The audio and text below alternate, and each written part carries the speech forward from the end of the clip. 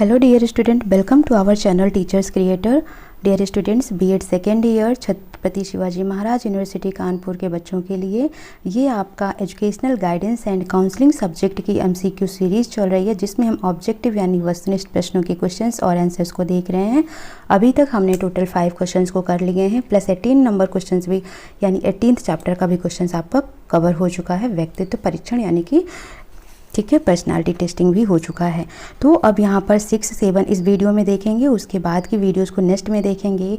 कोशिश करूँगी कि आज या कल तक आपकी ये वीडियो सारी अपलोड हो जाएं पेपर 4 की। ओके, सो उम्मीद करती हूँ एक बहुत ही बेहतरीन तरीके से आपको समझाने की कोशिश कर रही हूँ, एक ईजी वे में समझाने की कोशिश कर रही हूँ, ट्रिक के साथ समझाने की कोशिश कर रही हूँ, ताकि आपको ये चीज़ें अच्छे से याद हो जाएँ, जो कि आपको कहीं और नहीं मिलने वाली हैं। ठीक है, और अगर आप चैनल पर नए हैं तो वीडियो को शेयर कर दीजिए जमकर और चैनल को सब्सक्राइब कर लीजिए, ताकि नेक्स्ट वीडियो की नोटिफिकेशन आपको मिल सके। सो चैप्टर 6 है निर्देशन एवं परामर्श की प्रविधियाँ, यानी कि टेक्निक्स क्या क्या हैं। गाइडेंस और काउंसलिंग किस किस वे में करवाया जाता है, किस टेक्निक से करवाया जाता है, इसका क्वेश्चन आंसर हम देखेंगे यहाँ पर। तो सबसे फर्स्ट है व्यक्ति वृत्त अध्ययन विधि कहाँ प्रयुक्त की जाती है। व्यक्ति के व्यवहार के क्रमबद्ध वर्णन में, चिकित्सा विज्ञान में, ए व वी दोनों में, पलायन कर गए बच्चों में। व्यक्ति वृत्त अध्ययन, तो व्यक्ति वृत्त का मतलब होता है व्यक्ति के वृत्तांत यानी व्यक्ति के व्यवहार के क्रमबद्ध में, चिकित्सा विज्ञान में, दोनों ही जगह इस विधि का यूज किया जाता है। तो ऑप्शन नंबर सी इसका राइट आंसर हो जाएगा। व्यक्ति वृत्त अध्ययन विधि का गुण नहीं है, यानी कि और इसके गुण होंगे पर एक गुण नहीं होगा। अपराधियों के अध्ययन में उपयुक्त, यानी कि अपराधी क्या हैं, उनके कैसे अध्ययन करने हैं हमको, वहाँ पर इसका यूज किया जाता है, यानी कि उसके व्यवहार का अध्ययन करना। ठीक है, वैध परिकल्पनाओं की रचना में उपयोगी है, संबंधित इकाई का सूक्ष्मता से अध्ययन करने में है, लेकिन चोरी करने, ठीक है, ये इसका एक गुण नहीं है। तो डी इसका राइट आंसर हो जाएगा। किस विधि द्वारा अनेक सामाजिक बुराइयां जैसे भ्रष्टाचार, चोरबाजारी, जमाखोरी, औद्योगिक संकटों, सामाजिक तनावों तथा अपराधी व्यक्तियों का विश्लेषण अध्ययन संभव हो जाता है, वह किस विधि के द्वारा किया जाता है।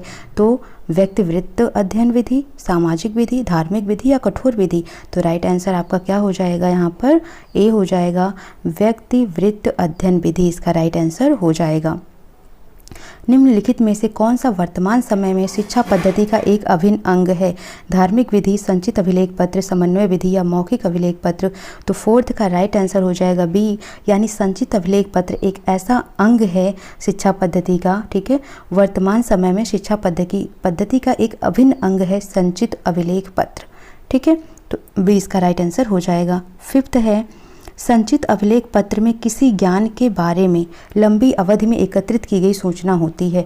यह किसकी परिभाषा है, यानी संचित अभिलेख, संचित का मतलब जमा, ठीक है, तो उसमें धीरे धीरे सब की क्या बातें हैं, ठीक है, उसके बारे में लिखकर तैयार की गई ये सूचना होती है। तो संचित अभिलेख पत्र किसी ज्ञान के बारे में लंबी अवधि में एकत्रित की गई सूचना होती है। यह परिभाषा दिया है मुरे थॉमस ने। कैसे याद रखोगे, मुरे थॉमस, मर थॉमस, ठीक है, यानी कि मरने तक तो एक लंबी अवधि हो जाती है, तब तक की सारी सूचनाएं कहाँ इकट्ठा करके रख दिए हैं थॉमस जी ने, मुरे थॉमस। ठीक है, तो मुरे थॉमस ने लंबी अवधि में एकत्रित की गई सूचना को संचित अभिलेख पत्र में जमा करके रख दिया है। संचित अभिलेख की विशेषता नहीं है विश्वसनीयता, तो ये तो होगा ही, सूचनाओं की वैधता ये भी होगा, व्यापकता, उपयुक्त सभी अवकाश। तो 6 का राइट आंसर क्या हो जाएगा, डी, ये एक विशेषता इसका नहीं है। विश्वसनीयता है, वैधता है, यानी रिलायबिलिटी है, वैलिडिटी है, ठीक है, और व्यापकता है, बट उपयुक्त सभी अवकाश ये इसका विशेषता नहीं है। संचित अभिलेख पत्र की सभी सूचनाएं कैसी होनी चाहिए, विश्वसनीय होनी चाहिए, पठनीय होनी चाहिए, दर्शनीय होनी चाहिए, स्वच्छ होनी चाहिए। तो कैसी होनी चाहिए, विश्वसनीय, यानी कि उसने जो भी ज्ञान अभी तक लंबे अवधि में एकत्रित करके रखा है उस संचित अभिलेख में, वो विश्वसनीय होना चाहिए, ऐसा नहीं कि वो सभी झूठी सूचनाएं हों। किसका अर्थ है कि संचित अभिलेख पत्र में बालक से संबंधित सभी प्रकार की सूचनाओं का समावेश होना चाहिए। नवीनता का, लचीलापन का, व्यापकता का या संग्रह का। तो राइट आंसर हो जाएगा व्यापकता का, यानी बच्चे से संबंधित हर प्रकार की सूचना का समावेश जब किसी संचित अभिलेख में किया जाता है तो वह होता है व्यापकता का। ठीक है, समझ आ गया। इनमें से कौन सी संचित अभिलेख की विशेषता नहीं है, सरलता, व्यापकता, निर्वता या लचीलापन। तो राइट आंसर क्या हो जाएगा, निर्वता, यानी ये इसका लचीलापन भी है, व्यापकता भी है, सरलता भी है, लेकिन निर्वता जो है ये अभिलेख की विशेषता नहीं है, संचित अभिलेख की विशेषता नहीं है। किसके अनुसार संचित अभिलेख पत्र छात्र संबंधी समस्त सूचनाओं को अस्थायी रूप में सुरक्षित रखता है। ठीक है, किसने कहा है कि जो संचित अभिलेख पत्र होते हैं छात्र से रिलेटेड सभी सूचनाओं को इकट्ठा करके अस्थायी रूप में सुरक्षित रख देते हैं। यह किसने कहा है? तो राइट ऑप्शन हो जाएगा क्रो एंड क्रो ने कहा है। नेक्स्ट है 11 नंबर क्वेश्चन, किसके अनुसार एक साक्षात्कार को कुछ विषयों को लेकर व्यक्तियों के आमने सामने का मिलान कहा जा सकता है। ठीक है, साक्षात्कार को कुछ विषयों को लेकर व्यक्तियों के आमने सामने का मिलान कहा जा सकता है। यह किसने कहा है? तो इसको कहा है प्रोफेसर मानेंद्र नाथ वासु ने। ठीक है, मानेंद्र नाथ वासु ने कहा कि जो साक्षात्कार है किसी एक टॉपिक पर अपने सामने बैठकर व्यक्तियों का मिलान होता है। किस प्रविधि में आमने सामने बैठकर कुछ प्रश्न पूछकर अध्ययन विषय से संबंधित सूचनाओं का संकलन किया जाता है? साक्षात्कार, कथानक, राजनीतिक या समयानुकूलिक? तो क्लियर आपको दिख रहा है साक्षात्कार में ही हम आमने सामने बैठकर प्रश्न पूछते हैं। किसने साक्षात्कार को दो व्यक्तियों के बीच की सामाजिक स्थिति माना है? तो ये कुछ डिफिनीशंस हैं, याद रख लेना है आपको। ठीक है, तो प्रोफेसर वी.एम. पाल्मर जो हैं इन्होंने दो व्यक्तियों के बीच की सामाजिक स्थिति मानी है। इसको कैसे याद रखोगे? ठीक है, बी.एम. पाल्मर। ठीक है, होम पे ही पाले जाते हैं, समाज में ही होम है, हाउस है। ठीक है, तो इस तरीके से याद रखना है, एच फॉर होम और बी.एम. पाल्मर। ठीक है, तो एम पाल्मर। तो याद रखना कि पाले जाते हैं कहाँ पर? समाज में ही पलते हैं हर लोग। तो दो व्यक्तियों के बीच की सामाजिक स्थिति पाल्मर हो जाएंगे। मूल रूप से साक्षात्कार सामाजिक अनुक्रिया की एक प्रक्रिया है, यह कथन किसने कहा है? ठीक है, तो राइट आंसर हो जाएगा प्रोफेसर गुडे एवं हार्ट ने कहा है कि जो मूल रूप से साक्षात्कार सामाजिक अनुक्रिया की एक प्रक्रिया है, प्रोफेसर गुडे एवं हार्ट ने कहा है। सामाजिक स्थिति की बात हुई है, दो व्यक्तियों के बीच सामाजिक स्थिति, तो दो व्यक्ति समाज में पलते हैं, तो पाल्मर को आंसर देना है। और मूल रूप से साक्षात्कार जो है वो सामाजिक अनुक्रिया की एक प्रक्रिया है, इसको गुडे एंड हार्ट ने कहा है। गुड और हार्ट लोग कहाँ से निकलते हैं? समाज के अनुक्रिया से ही निकलते हैं, तो याद रखना। साक्षात्कार प्रविधि की विशेषता नहीं है, दो या दो से अधिक व्यक्ति। ठीक है, ये तो है। विशिष्ट उद्देश्य ये भी है, आमने सामने का संबंध ये भी है। उक्त सभी नीरस वातावरण, तो ये नहीं होगा इसका आंसर, तो राइट ऑप्शन हो जाएगा डी। ठीक है, 15वें का डी। किसके अंतर्गत साक्षात्कार की प्रत्येक गतिविधि एवं वार्तालाप के द्वारा सामाजिक अनुसंधानों तथा सामाजिक अध्ययनों के लिए संकलन किया जाता है? सामाजिक संगठन, सामग्री संकलन, एकजुटता या वार्तालाप? तो इसका राइट आंसर हो जाएगा सामग्री संकलन। ठीक है, साक्षात्कार प्रविधि का प्रमुख उद्देश्य नहीं है, अवलोकन के लिए अवसर पाना, गुणात्मक तथ्यों का संकलन, प्राकल्पनाओं के निर्माण का स्रोत या उक्त सभी समस्या पैदा करना? तो 17वें का राइट आंसर हो जाएगा उक्त सभी पर समस्या पैदा करना साक्षात्कार प्रविधि का प्रमुख उद्देश्य नहीं होता है। किस प्रविधि में साक्षात्कार एवं अवलोकन दोनों ही प्रविधियों के लाभ प्राप्त होने का सुअवसर प्राप्त हो जाता है? यानी साक्षात्कार और अवलोकन यानी कि इंटरव्यू और ऑब्जर्वेशन दोनों ही लाभ मिल जाते हैं। किस में? साक्षात्कार में, व्याख्यान में, गुणात्मक में या संविदा में? तो राइट आंसर हो जाएगा साक्षात्कार में। ऑब्जर्व भी हम कर लेते हैं किसी को और इंटरव्यू भी ले लेते हैं। निर्धारण मापनी किसी व्यक्ति के शील गुणों या वस्तु के सीमित पक्षों का गुणात्मक विवरण प्रस्तुत करती है, यह कथन किसने कहा है? तो याद रख लो, यह कथन कहा है जॉन डब्ल्यू वेस्ट ने। ठीक है, अब बेस्ट है, डब्ल्यू बेस्ट। गुण है, कौन से गुण है? सील गुण। व्यक्ति के सील गुण या वस्तु के सीमित पक्षों का गुणात्मक विवरण निर्धारित करता है, यह कथन जॉन डब्ल्यू वेस्ट ने कहा है। निर्धारण मापनी प्रायः किस अवधारणा पर आधारित है? तो जो निर्धारण मापनी होती है सातत्य की स्थिति और उस सातत्य का प्रतिनिधि, इन दोनों पर ही आधारित होती है, तो इसका राइट ऑप्शन हो जाएगा ए और बी दोनों। किस विधि में निर्णय लेने में समय की बचत होती है? निर्धारण मापनी, ग्राफ मापनी, समय मापनी या सुविधा प्रदत्त? ठीक है, तो किसमें होती है समय की बचत? तो राइट ऑप्शन हो जाएगा निर्धारण मापनी में निर्णय लेने में समय की बचत होती है। निर्धारण मापनी का प्रकार नहीं है, आंकिक प्रकार होता है। ठीक है, ग्राफ मापनी प्रकार होता है, चित्र तुलना होता है, उक्त सभी खगोलीय ज्ञान। ठीक है, तो इसका राइट आंसर हो जाएगा उक्त सभी खगोलीय ज्ञान, डी इसका राइट आंसर हो जाएगा। संचित अंक से रेटिंग किस प्रकार से होती है? यानी संचित अंक से रेटिंग कैसे की जाती है? चिन्हांकन सूची विधि द्वारा, बोझो कौन विधि द्वारा, दोनों द्वारा या इनमें से कोई नहीं? तो इसका राइट ऑप्शन हो जाएगा दोनों। यानी जो संचित अंक की रेटिंग होती है इससे रेटिंग चिन्ह के द्वारा भी करते हैं और बोझो कौन विधि दोनों के द्वारा ही करते हैं। किस विधि का विकास हॉल्टसॉन ने किया था? वाह्य चयन मापनी, आंकिक मापनी, ग्राफ मापनी, बूझो-कॉन विधि मापनी। तो याद रखना बूझो-कॉन विधि, दो ही विधियां याद रखना है संचित अंक में, चिन्हांकन विधि और बूझो-कॉन विधि। तो बूझो-कॉन विधि का विकास किसने किया था? हॉल्टसॉन ने किया था। साक्षात्कार विधिकाएं प्रकार में नहीं हैं। शोध साक्षात्कार, संरचित साक्षात्कार, निदानात्मक साक्षात्कार या उपयुक्त सभी वैकल्पिक विचार। तो 25वें का राइट ऑप्शन हो जाएगा डी, यानी उपयुक्त सभी वैकल्पिक विचार जो हैं साक्षात्कार विधिकाएं प्रकार में नहीं होती हैं। भूमिका के आधार पर साक्षात्कार का प्रकार नहीं है, भूमिका के आधार पर बात कर रहा है, ठीक है।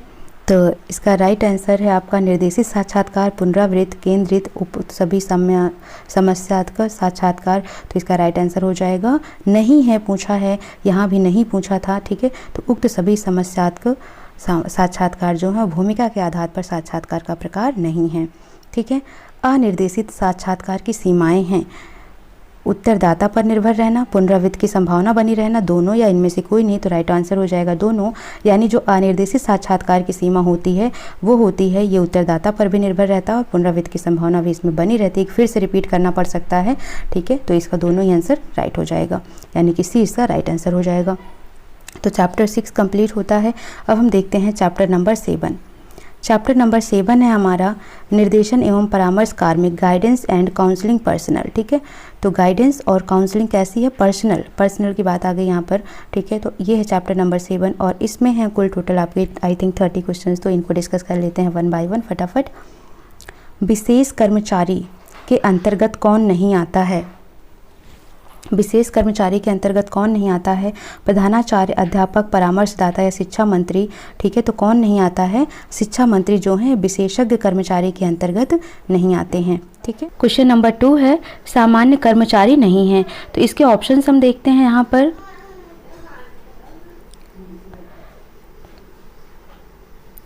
अभिभावक या माता पिता, वार्डन, पुस्तकालय अध्यक्ष या सचिव, ठीक है। तो कौन नहीं होंगे? तो ऑप्शन नंबर डी इसका राइट आंसर हो जाएगा, सचिव। निम्नलिखित में से कौन निर्देशन कार्यक्रम को नेतृत्व प्रदान करता है? प्रधानाचार्य, अध्यापक, मनोवैज्ञानिक या परामर्शदाता? किसकी बात कह रहा है? निर्देशन कार्यक्रम को नेतृत्व कौन प्रदान करता है? तो प्रधानाचार्य ही करता है। प्रधानाचार्य अपना उत्तरदायित्व किसको सौंप सकता है? शारीरिक शिक्षक को, यानी कि जो ये व्यायाम वगैरह करवाते हैं, या अध्यापक को, परामर्शदाता को, तकनीकी सहायक को? तो टेक्निकल वालों को तो करते नहीं, वो अपना कंप्यूटर वगैरह का हर चीज़ देखे रहते हैं, टीचर्स को भी नहीं देते हैं, ठीक है। राइट ऑप्शन हो जाएगा काउंसलर, यानी जो परामर्शदाता होते हैं प्रधानाचार्य, उनको अपना उत्तरदायित्व तो सौंप सकते हैं। विद्यालय के छात्रों के साथ सर्वाधिक संपर्क में आने वाला व्यक्ति कौन सा होता है? तो छात्रों के साथ सबसे ज़्यादा संपर्क में आने वाला व्यक्ति है प्रधानाध्यापक, अध्यापक, परामर्शदाता या मनोवैज्ञानिक। तो राइट आंसर आपका हो जाएगा अध्यापक, है ना। सबसे ज़्यादा वही तो आता है स्टूडेंट के संपर्क में। निर्देशन कार्यक्रम में किसकी भूमिका अत्यंत महत्वपूर्ण होती है? अध्यापक की, मनोवैज्ञानिक की, शारीरिक शिक्षा की या इनमें से कोई नहीं? तो आपका राइट ऑप्शन हो जाएगा अध्यापक, ठीक है। यानी गाइडेंस सबसे ज़्यादा कौन देता है? अध्यापक। अध्यापक की निर्देशन संबंधी भूमिका नहीं है। शैक्षिक एवं व्यावसायिक सूचना प्रदान करना, विद्यार्थियों को विद्यालय का उपयोग सिखाना, पाठ्यगामी क्रियाओं का आयोजन न करना या अभिलेख तैयार करना। तो अध्यापक के निर्देशन की संबंधित भूमिका नहीं है। तो राइट ऑप्शन आपका हो जाएगा ऑप्शन नंबर सी, पाठ्य सहगामी क्रियाओं का आयोजन न करना। यानी शैक्षिक और व्यावसायिक सूचना तो वो प्रदान करता ही है, विद्यार्थियों को विद्यालय का उपयोग भी सिखाता है, अभिलेख भी तैयार करता है, लेकिन पाठ्य सहगामी क्रियाओं का आयोजन वो नहीं करता है। प्रश्न 8 है किसके सर्वांगीण विकास हेतु बौद्धिक विकास एवं अन्य विकास आवश्यक हैं? ठीक है, प्रधानाचार्य, चपरासी, बालक या परामर्शदाता। तो राइट ऑप्शन आपका हो जाएगा ऑप्शन नंबर बी, यानी बालक के सर्वांगीण विकास के लिए आवश्यक है। किसके व्यक्तित्व पर घर की सामाजिक व सांस्कृतिक पृष्ठभूमि पर प्रभाव पड़ता है? परामर्श प्रार्थी के, वैज्ञानिक के, बालक के या स्टाफ के? तो राइट आंसर आपका हो जाएगा ऑप्शन नंबर सी, बालक। बालक जो है इसके व्यक्तित्व पर घर की सामाजिक व सांस्कृतिक पृष्ठभूमि का प्रभाव पड़ता है, यानी जैसे घर का माहौल होता है बच्चा उसी माहौल में ढलता चला जाता है। क्वेश्चन नंबर 10 है बालक के जीवन उपागम, मानसिक विश्वास, मूल्यों आदि के निर्धारण में किसकी भूमिका होती है? जीवन उपागम, मानसिक विश्वास और मूल्य, इन सभी में किसका सबसे ज़्यादा अहम रोल होता है? परिवार का, पड़ोसी का, विद्यालय का या संबंधी का? तो सबसे ज़्यादा रोल किसका होता है? परिवार का रोल होता है। बालक की भावी योजनाओं पर किसका प्रत्यक्ष प्रभाव पड़ता है? स्कूल का, वातावरण का, अभिभावक का या सलाह का? तो प्रत्यक्ष मतलब डायरेक्ट इफेक्ट किसका पड़ता है? तो आपका आंसर राइट हो जाएगा अभिभावक का, यानी कि पेरेंट्स का जो है वो डायरेक्ट इफेक्ट पड़ता है बच्चों के फ्यूचर प्लानिंग पर। अभिभावकों को अपने बालक से संबंधित जानकारी कहाँ से प्राप्त करनी चाहिए? विद्यालय से, परिवार से, मित्रों से या शिक्षक से? तो राइट ऑप्शन हो जाएगा विद्यालय से। जो पेरेंट्स होते हैं उनके अपने बच्चों की संपूर्ण जानकारी कहाँ से मिलती है? विद्यालय से। वर्तमान में अनेक विद्यार्थी कहाँ रहते हैं? परिवार में, छात्रावास में, डेली मेशी में या ननिहाल में? तो राइट ऑप्शन आपका हो जाएगा छात्रावास में। सभी लोग आजकल हॉस्टल छोड़ देते हैं बच्चों को, तो आजकल ज़्यादातर बच्चे कहाँ रहते हैं? हॉस्टल में यानी छात्रावास में। कौन कोई अलग द्वीप की भांति नहीं है? छात्रावास, विद्यालय, ए और बी दोनों या समुद्र? तो राइट ऑप्शन आपका हो जाएगा जो छात्रावास यानी हॉस्टल होता है ये किसी अलग द्वीप की भांति ही दिखता है, मतलब अलग द्वीप की भांति नहीं है ये पूछा गया, तो छात्रावास हो जाएगा। निम्नलिखित में से कौन वार्डन का कार्य नहीं है? वार्डन मतलब जो छात्रावास में देखरेख के लिए होते हैं। तो विद्यार्थियों को छात्रावास के नियमों से अवगत कराना, तो ये इनका कार्य होता है। भावात्मक रूप से अस्थिर बालकों की सहायता करना होता है। विद्यालय से विद्यार्थियों के बारे में संपूर्ण सूचनाएं संकलित करना, तो ये भी वार्डन का काम है। विद्यार्थियों से पारस्परिक सौहार्दपूर्ण संबंध ना बनाए रखना, तो ये नहीं है, ठीक है, वार्डन का काम। क्वेश्चन नंबर 16 है, किसके अनुसार सभी बालकों को बिना किसी पक्षपात के अपने व्यक्तित्व के समुचित विकासार्थ यथेष्ट और सुगमता पूर्वक निर्देशन सेवाएं उपलब्ध होनी चाहिए? निर्देशन एवं परामर्श को प्रधानाचार्य एवं अध्यापक एवं विद्यार्थी को, समस्या एवं निदान को? तो राइट ऑप्शन आपका हो जाएगा निर्देशन एवं परामर्श। जब आपको ऑप्शन ना समझ आए तो जो आपका सब्जेक्ट होता है उससे रिलेटेड जो चीज़ें होती हैं उस पर आप टिक कर देना। बालक होते हैं तीव्र बुद्धि वाले, मंद बुद्धि वाले, दोनों या इनमें से कोई नहीं? तो बालक हमेशा कैसे? दोनों ही बुद्धि वाले बच्चे स्कूल में देखने को मिलते हैं, तो ए और बी इसका राइट ऑप्शन हो जाएगा। सामान्य तथा औसत से परे, भिन्न और पृथक बालक कहलाते हैं, मतलब जो सामान्य और औसत से भी ऊपर हैं, बहुत ही अलग तरीके वाले बालक हैं, उनको हम क्या कहते हैं? अंतर्मुखी, बहिर्मुखी, मंद बुद्धि या विशिष्ट बालक कहते हैं, तो उन्हें हम विशिष्ट बालक कहते हैं। क्रिएटिव स्टूडेंट्स जिनको गॉड गिफ्टेड बोला जाता है वो होते हैं। विशिष्ट बालकों की विशेषता क्या नहीं है? शारीरिक रूप से प्रायः अस्वस्थ तथा नाजुक होना, तो ये गलत है। साथियों तथा मित्रों के साथ समायोजन सर्वथा कठिन होना, तो ये हो सकता है। ऐसे बालक प्रायः अंतर्मुखी होते हैं, शारीरिक रूप से सर्वदा स्वस्थ होते हैं। तो इसमें पूछा क्या विशेषता नहीं है? तो हमेशा स्वस्थ रहना ये जरूरी नहीं है कि जो विशिष्ट बालक है, जो गॉड गिफ्टेड बालक है, हमेशा वो शरीर से स्वस्थ हो, फिजिकली वो हेल्थी ही हो। क्वेश्चन नंबर 20 है, किसके अनुसार वह बालक पिछड़ा बालक है जिसकी निष्पत्ति लब्धि 85 से कम है? यानी कि जो निष्पत्ति लब्धि है उसकी 85 से कम है आईक्यू लेवल उसका, तो वह बालक पिछड़ा कहलाता है। ऐसा किसने कहा था? तो ऐसा कहा था सिरिल बर्ट ने। विद्यालय जनसंख्या में करीब कितने प्रतिशत पिछड़े बालक होते हैं? 15%, 18%, 20 या 10%? तो विद्यालय जनसंख्या में लगभग 10% जो होते हैं वो पिछड़े बालक होते हैं। ठीक,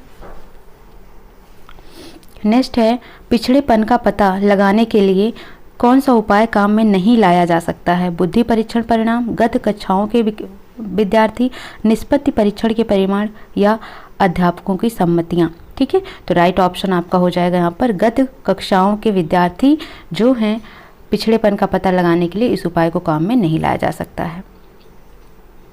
विशिष्ट कक्षाओं के संचालन के लिए किन बातों को ध्यान में नहीं रखना चाहिए?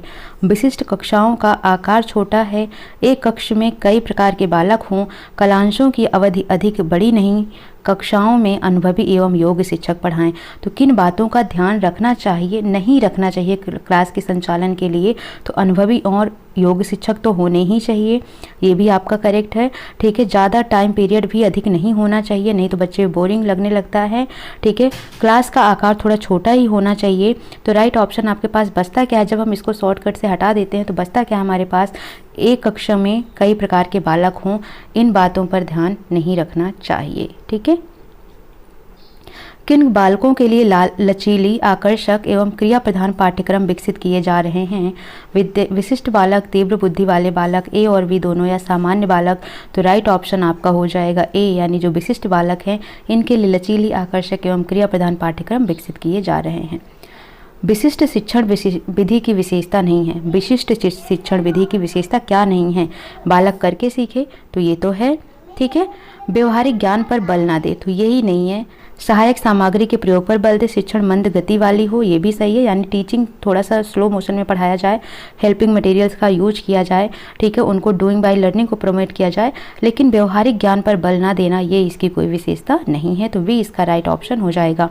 संपूर्ण विद्यालय का उत्तरदायित्व किस पर होता है? अध्यापक, अभिभावक, प्रधानाचार्य या परामर्श प्रार्थी पर, तो राइट ऑप्शन आपका क्या हो जाएगा? प्रधानाचार्य, क्योंकि संपूर्ण विद्यालय का उत्तरदायित्व किस पर होता है? प्रधानाचार्य पर ही होता है। कक्षा कक्ष का निरीक्षण कौन करता है? प्राचार्य, शारीरिक शिक्षक, दोनों, या पुस्तकालय अध्यक्ष? तो जो कक्षा कक्ष का निरीक्षण करता है वो होता है प्रधानाचार्य, यानी कि प्राचार्य होता है। ठीक, नेक्स्ट क्वेश्चन देखते हैं। क्वेश्चन नंबर 28 है, विद्यालय के भौतिक संसाधन में नहीं है फर्नीचर, शौचालय, पीने का पानी या शराब की दुकान, तो भौतिक संसाधन में क्या नहीं है? तो देखने से ही आंसर पता चल रहा है क्या नहीं है। शराब की दुकान विद्यालय के भौतिक संसाधन में नहीं आते हैं, तो राइट ऑप्शन हो जाएगा शराब की दुकान। तो इस तरीके से हमने टोटल 7 चैप्टर देख लिए हैं। अब हम देखेंगे परामर्शदाता यानी काउंसलर कैसे होने चाहिए, चैप्टर 8, जो नेक्स्ट क्लास में देखेंगे। बस आप बने रहें और इसी तरीके से वीडियो को जितना हो सके शेयर कर दें ताकि सभी इसका बेनिफिट ले सकें। फटाफट मैं आपके कोर्स को कंप्लीट कराने की कोशिश कर रही हूँ ताकि बहुत ही अच्छे आप मार्क्स गेन कर सकें। सो बने रहिए और नए हैं तो सब्सक्राइब कर लीजिए। मिलते हैं नेक्स्ट सेशन में। Thank you for watching.